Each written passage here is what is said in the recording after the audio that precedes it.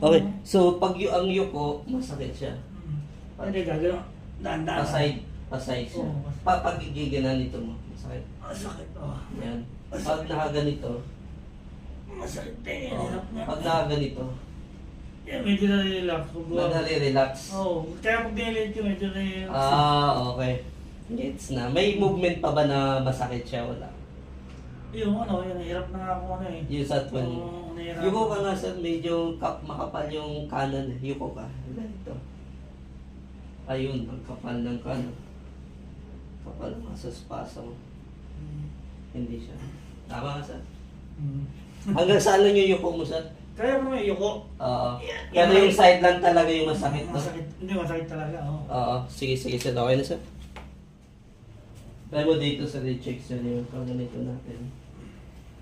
Yan. Yung gilid kanina na masakit. Yan, nabuwasan. Malaking ginawa, no?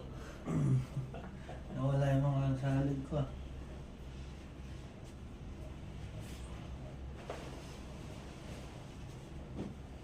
Gilid na. Wala na. Wala na yun.